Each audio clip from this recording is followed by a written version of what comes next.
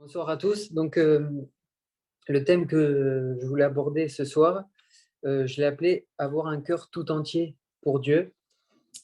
Pour commencer, je voulais lire dans 2 Rois 28 à 31. Jéhu extermina Baal du milieu d'Israël, mais il ne se détourna point des péchés de Jéroboam, fils de Nébat, qui avait fait pécher Israël. Il n'abandonna point les veaux d'or qui étaient à Béthel et à Dan.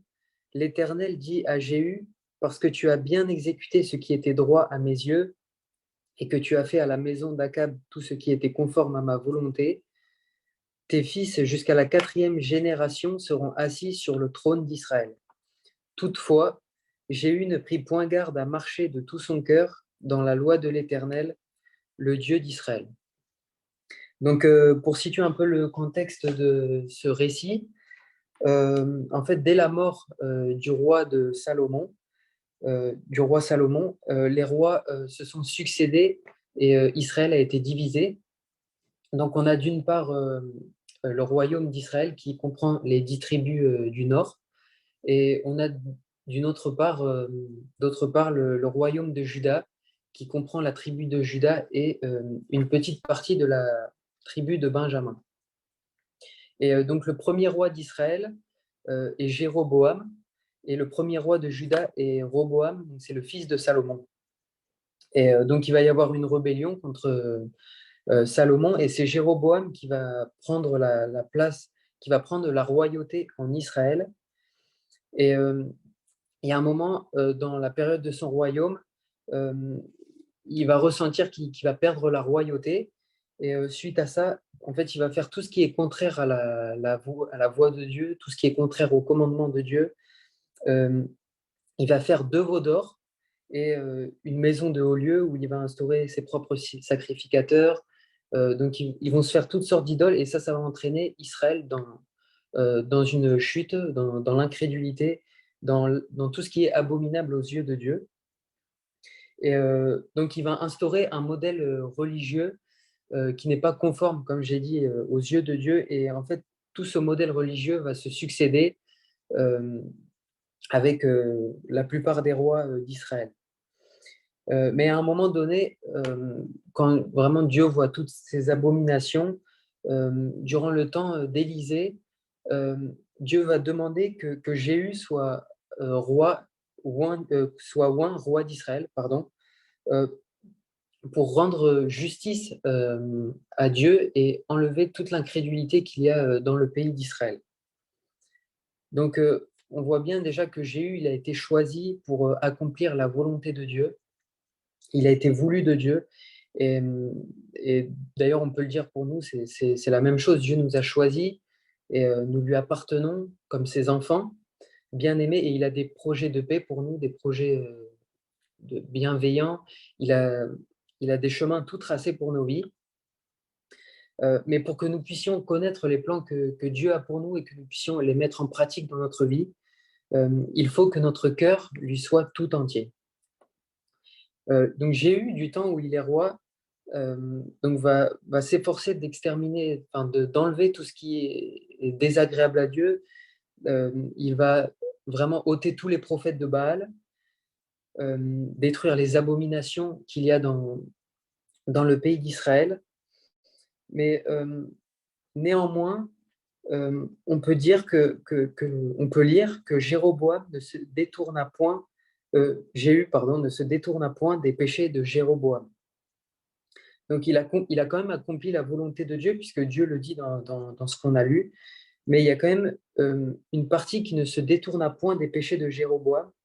Et plus loin, on peut lire qu'il ne prit point garde à marcher de tout son cœur dans la loi de l'Éternel. Il ne prit point garde, c'est-à-dire il n'a pas veillé, il ne s'en est pas occupé attentivement à vraiment à marcher de tout son cœur dans les voies de Dieu.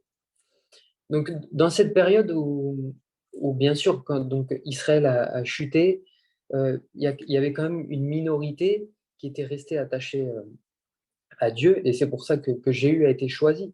Je pense que c'est parce que Jéhu quand même était zélé pour Dieu, mais malheureusement, il ne l'a pas servi de tout son cœur.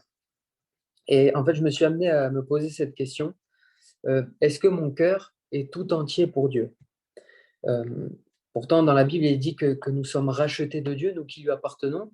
Nous sommes enfants de Dieu. Et ici, il n'est pas question de hiérarchie autoritaire. C'est vrai, des fois, on dit nous sommes tes esclaves, Seigneur, tu es notre maître. Mais il n'y a pas cette hiérarchie autoritaire qu'on peut voir avec avec l'esclavagisme, tout ça. Il y a vraiment une dimension d'amour derrière tout ça. Notre identité est en Christ. C'est Dieu qui nous a tissés dans le ventre de notre mère. Et nous sommes voulus de Dieu et aimés de Dieu. Mais du coup, qu'en est-il de notre engagement pour Dieu? Je me suis demandé, a-t-il la première place dans tous les domaines de notre vie? Et c'est une question, je pense qu'il est nécessaire de se poser. Des fois, c'est bien de se poser, de prendre du recul et de se dire, est-ce que dans ce domaine-là, est-ce qu'il a la première place? Et le désir de Dieu, comme j'ai dit, c'est que nous fassions sa volonté. C'est ce qu'il y a de mieux pour nous. Je l'ai dit, mais pour cela, il faut que notre cœur lui soit tout entier. La véritable paix, la joie, le vrai bonheur, l'assurance, le salut, j'ai noté toutes ces choses. Aucune de ces choses ne peut se trouver dans le monde.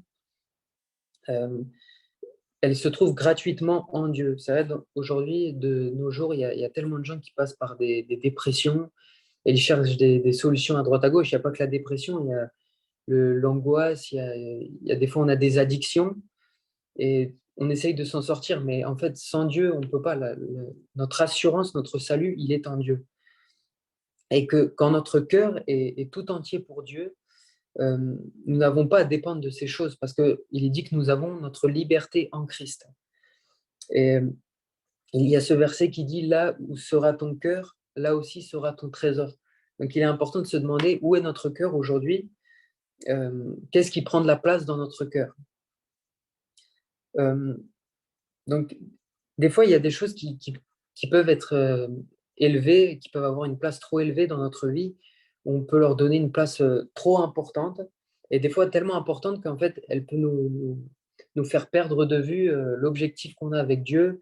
Elles peuvent même nous éloigner carrément de Dieu, et des fois même sans qu'on s'en rende compte. Et de sorte qu'en fait, on va plus dépendre de Dieu, mais qu'on va vouloir faire selon nos propres désirs, selon nos propres forces. Parce que l'esprit est bien disposé, mais la chair est faible.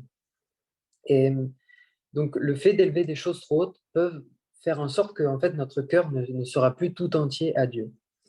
Et cela peut devenir un fardeau et nous tirer vers le bas sans qu'on s'en rende compte. Et c'est pas parce qu'on va à l'église qu'on est fidèle à l'église, même qu'on est chrétien engagé avec le Seigneur, qu'on est à l'abri de toutes ces choses. Je voulais prendre aussi l'exemple de Salomon. Lui qui a été roi, il avait la royauté. C'est dit qu'il n'y avait aucun autre homme comme lui sur terre. Il avait la sagesse. Vraiment, il n'y avait aucun homme aussi sage que lui. Il avait les richesses. Il était consacré pour Dieu. Il a même construit un temple. Et pourtant, il y a un moment donné de sa vie où il nous est dit que son cœur ne fut plus tout entier pour Dieu.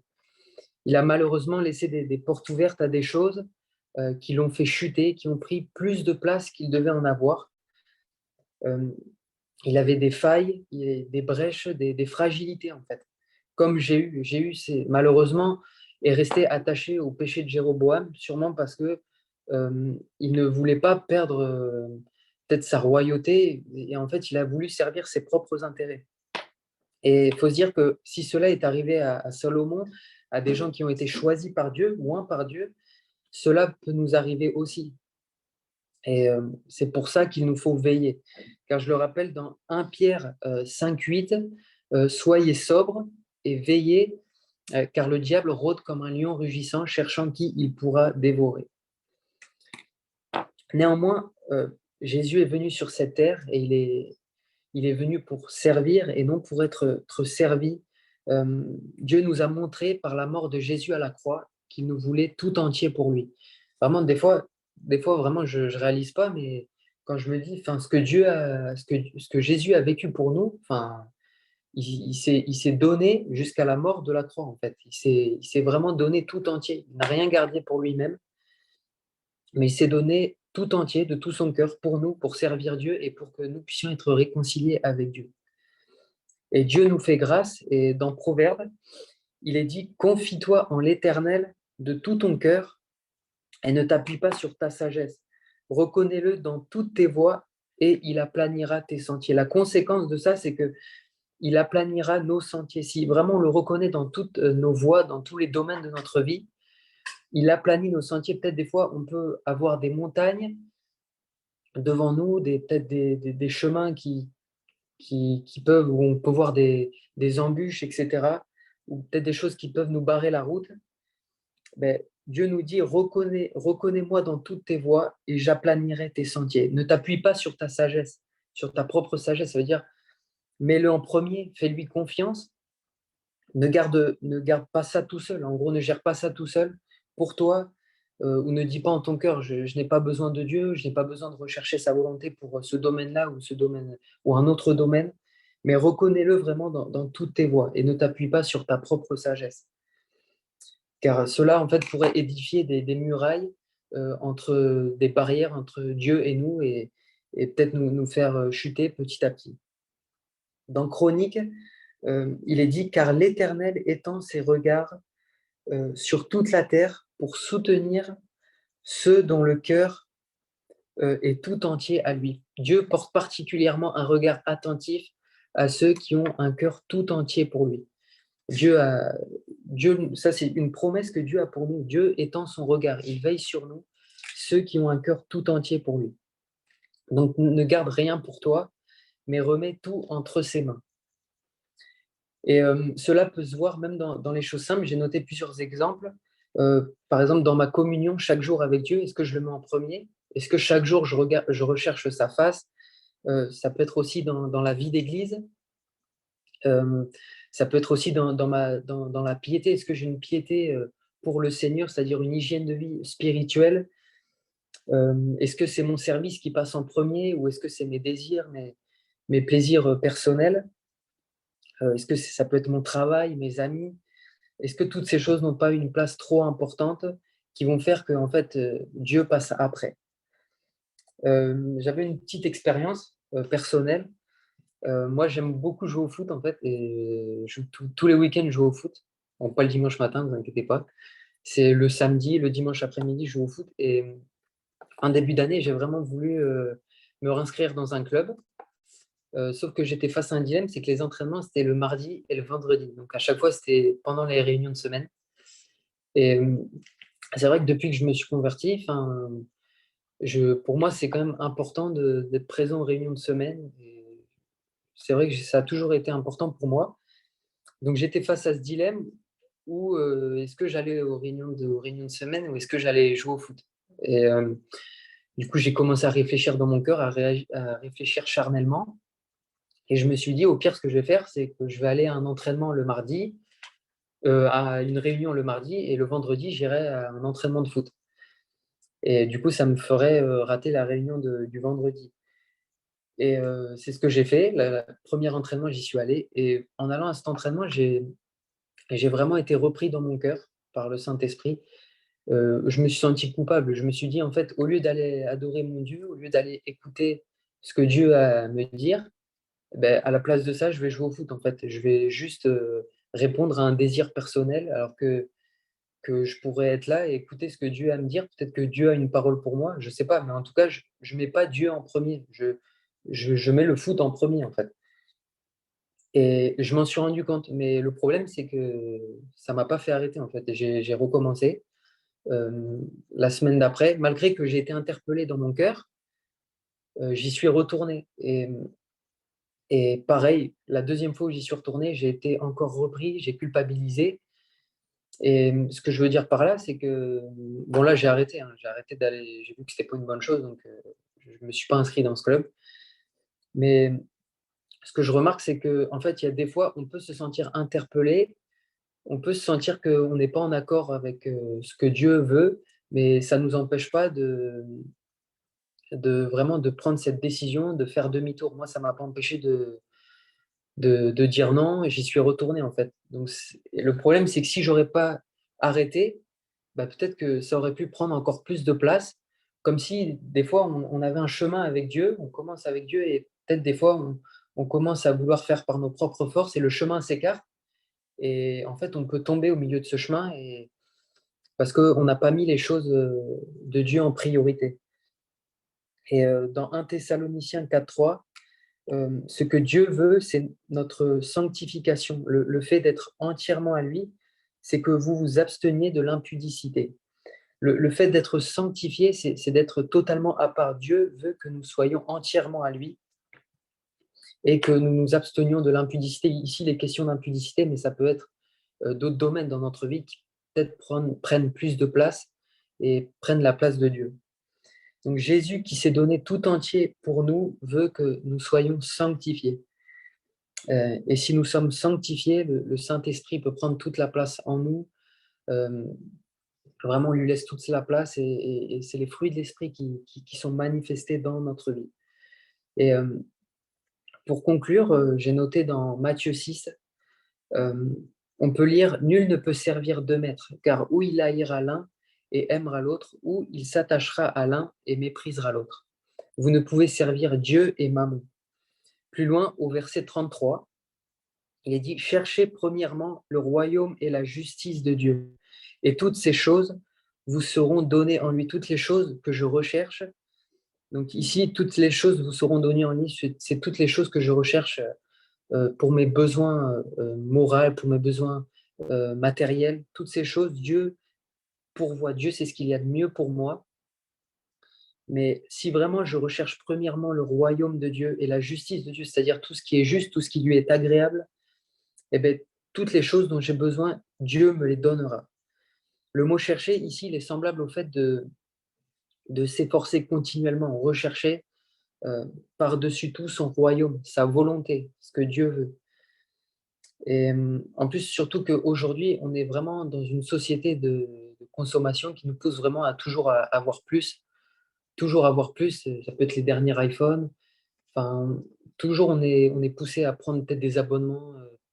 Je sais pas, aujourd'hui, on a Netflix, Amazon Prime, enfin, plein d'autres trucs, peut-être qui peuvent prendre la place de Dieu, qui peuvent prendre trop de place dans notre vie. Mais si nous mettons vraiment en pratique ces choses, Dieu tient ses promesses pour pouvoir, au-delà de ce que nous demandons ou de ce que nous pouvons même penser, de ce qui est bon pour notre vie. Vraiment, Dieu veut notre bonheur. Il est un Père bienveillant. Et si nous, les hommes, nous pouvons pourvoir il écrit dans la parole de Dieu, hein, si un Père peut prendre soin de ses enfants, à combien plus forte raison Dieu prend soin de nous. Mais si notre cœur ne lui est pas tout entier, dans Osée 10:2, il est dit leur cœur est partagé. Ils vont en porter la peine. L'Éternel renversera leur autel et détruira leur statut. Ici, il est question d'autel et de statut, mais peut-être, comme je le disais, il y a des choses qu'on a pu élever dans notre vie ou même des choses dans lesquelles on peut se réfugier.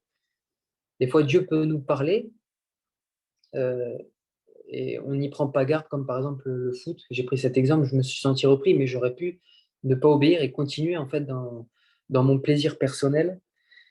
Mais si on n'obéit pas à la voix de Dieu, si on n'est pas attentif à ce que Dieu veut nous dire, il y a un moment, eh ben, il va saper en fait toutes les choses qui prennent trop de place et ça va nous faire du mal parce qu'on se rendra compte qu'en fait, on a trop attendu vis-à-vis de ces choses.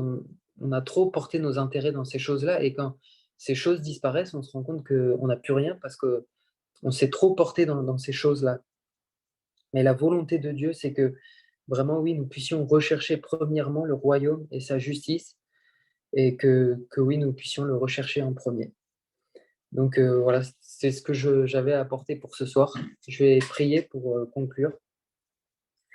Seigneur, je veux te remercier pour ta bonté, ta fidélité, Seigneur, ta bienveillance envers nous. Merci parce que tu es un Dieu présent. Merci parce que tu as envoyé ton Fils Jésus à la croix pour nous, pour que nous puissions, oui, être à tes côtés, Seigneur, pour que nous puissions être près de toi, parce que ton désir est que nous puissions être près de toi, Seigneur. Et nous voulons avoir un cœur tout entier pour toi, parce que tu as des projets de paix pour nos vies, Seigneur, et nous voulons les accomplir.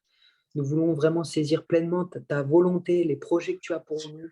Nous voulons vraiment te mettre en premier dans tous les domaines de notre vie parce qu'il n'y a rien de mieux, Seigneur, que d'être à tes côtés, Seigneur. Euh, Vraiment, tu connais nos besoins, tu connais nos désirs, Seigneur, et tu y réponds, Seigneur mon Dieu. Vraiment, tu es un Dieu qui prend soin de nous. Merci parce que nous sommes aimés de toi. Tu nous as voulu, Seigneur mon Dieu, et tu nous as rachetés. Vraiment, merci pour cette vie nouvelle que tu nous accordes. Merci parce que toutes choses anciennes sont passées et dorénavant, toutes choses sont devenues nouvelles. Et vraiment, notre salut, notre espérance, nous voulons le trouver et le chercher en toi et non dans les choses de ce monde. Parce que toi seul détiens les clés de la vie. Tu es le chemin, la vérité et la vie, Seigneur mon Dieu, Père. Amen.